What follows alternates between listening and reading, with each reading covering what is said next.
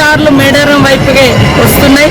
అందరూ కూడా ఇప్పటికే మనకు బుధవారం, బేస్తవారం, శుక్రవారం ఉండే రాగా క్రౌడ్ ఈ రోజు ఉంది. మరి వీళ్ళందరినీ కూడా అన్ని రకాల ఏర్పాట్లు చేసినాము. ఎలాంటి ఒత్తిడి లేదు. అందరి క్యూ లైన్లు కూడా చాలా బాగున్నాయి. ఎక్కడికక్కడ డ్రింకింగ్ వాటర్ ఫెసిలిటీస్ కూడా ఇచ్చినాము. మరి షెడ్స్ కూడా వేసినాం. బయట కొద్ది ఒక పావుగంట అర్ధగంట ఏమన్నా లేట్ అయినా కూడా నీడలో ఉండేటట్టుగా. అదేవిధంగా మరి ఈరోజు సాయంత్రము 5 గంటలకు కన్నెపల్లి నుంచి సార్లమ్మ, నిన్ననే పగడిద్దరాజు పుల్గల నుంచి బయలుదేరిండు.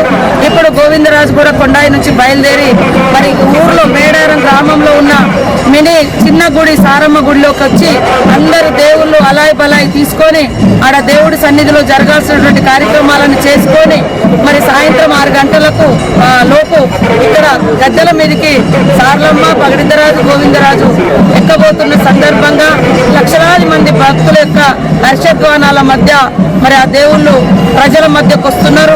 2 సంవత్సరాల వనవాసం నుంచి జనవాసంలోకి వస్తున్నారు. ఇది మహాఘట్టం. మనం అందరం ఎదురు చూసేది ఈ మహాఘట్టం కోసమే.